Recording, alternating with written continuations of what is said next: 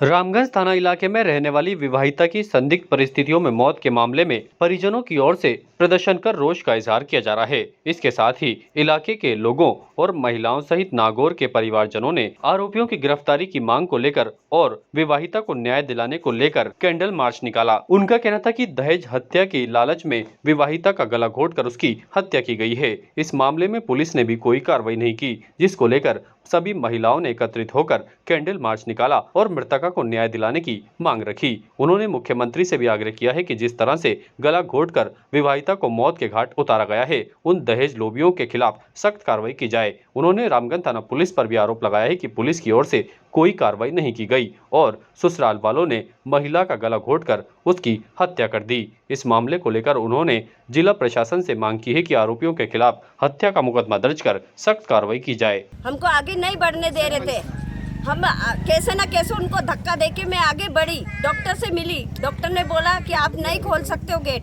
दरवाजा। मैंने बोला बच्ची कहाँ है हमारी, मेरे को बच्ची से मिलना है। बच्ची से नहीं मिलने दे रहे थे, बड़ी मुश्किल से मैंने झगड़ा करके बच्ची से मिलने की कोशिश करी, तो बोले बच्ची ताले के अंदर बंद है। मैंने ताला तोड़ने की कोशिश करी, जितने में वो डॉक्टर आया, डॉक्टर ने ताला खोला। खोलने के बाद हम जैसे अंदर गए तो बच्ची मरी हुई पड़ी थी, गले में निशान था, फांसी उसका गला घोटा गया था। आपने पुलिस को वहाँ पे रिपोर्ट दर्ज कराई क्या?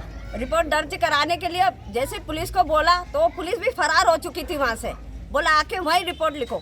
हम 4 जने डेगाना थाने गए, चारों के चारों रात के 12 बजे 3 बजे की बात है, रात को गए हमने वहाँ पे रिपोर्ट कराई, लिखी उन्होंने रिपोर्ट। उसके बाद वापस आए। हमने बच्ची की शादी करी थी 27 नवंबर को। शादी बहुत अच्छे से करी थी, जितनी हमारी गुंजाइश थी, हमारी हैसियत थी, भाइयों ने, सबने, पापा ने, जितना उनकी गुंजाइश थी अच्छे से अच्छा करने की कोशिश करी थी। उसके बावजूद भी दहेज के लोभियों ने उस बच्ची को शादी के 4-5 दिन बाद ही टॉर्चर करना शुरू कर दिया कि कुछ नहीं लाई, एक साड़ी में विदा कर दिया तेरे घर वालों ने, क्या दिया हमको, इस तरह से परेशान करने लगी। बच्ची ने सोचा थोड़ा नया नया माहौल है, एडजस्ट हो जाऊंगी।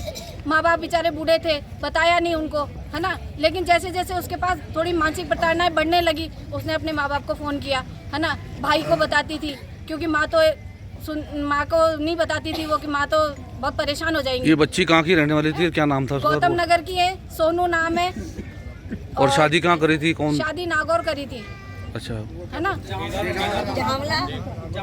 जावला में करी, डेगाना में जावला में रहा है, वहाँ शादी करी थी। लड़के का नाम शिव है। अभी ना पिछले महीने बच्ची 12th की परीक्षा देने के लिए भी आई थी। वो साइंस वायु की मेधावी स्टूडेंट थी, वो परीक्षा देने के लिए आई थी। तब भी उन लोगों ने मना किया कि हम तुझे आगे नहीं पढ़ाएंगे। लेकिन वो फिर भी बोले कि इन लोगों ने, घर वालों ने रिक्वेस्ट करी कि भाई पूरा साल खराब हो जाएगा बच्ची का, आप भेज दो, परीक्षा दे जाएगी, चली जाएगी। 21 तारीख को उसकी परीक्षा खत्म हुई, शाम को ही लेकर के चले गए। और उसके बाद में उसको परेशान करना शुरू करा। धीरे धीरे बच्ची ने आखिर इतनी परेशान हो गई कि उसने फ़ोन किया अपने पापा को कि पापा मैं बहुत गलत जगह फंस गई हूँ, आप प्लीज़ आकर के मुझे ले जाइए। लेकिन बहुत रात हो चुकी थी। मम्मी ने बोला बेटा अब तो इतनी रात में बच्चों को कहाँ भेजूंगी, कल सुबह मैं भेज दूंगी तेरे भाई को लेने के लिए। लेकिन हमारी बच्ची सुबह तक तो जिंदा ही नहीं थी। ताज़ा खबरों के लिए देखते रहें सरेराह न्यूज। अपना फ़ोन उठाएं और सब्सक्राइब करना ना भूलें।